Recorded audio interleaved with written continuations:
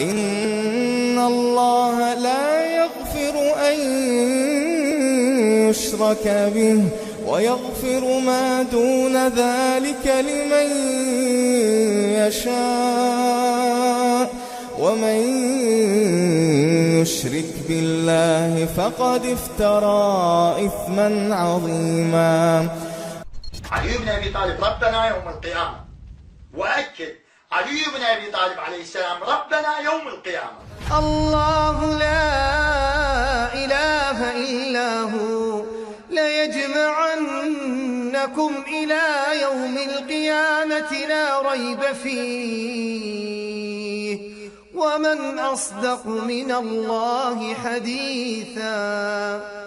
في الآية وأشرقت الأرض بنور ربها، قال رب الأرض يعني إمام الأرض، رب الأرض إمام الأرض. قل من رب السماوات والأرض قل الله.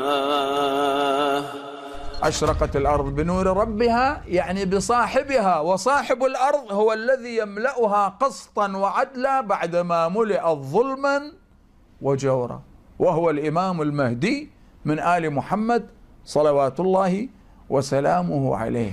قل أغير الله أبغي ربا وهو رب كل شيء.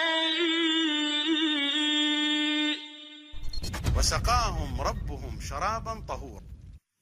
يقول وجاء في تفسير قوله تعالى وسقاهم ربهم يعني سيدهم علي بن أبي طالب، سقاهم ربهم سقاهم علي، وهنيئا لهم. وما أمروا إلا ليعبدوا إلها واحدا لا إله إلا هو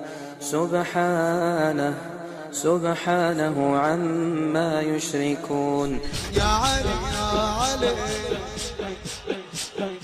أنت الواحد وأنت الغالب، كفينا من الشر الواقف، أنت بيوم الساعة حاسب.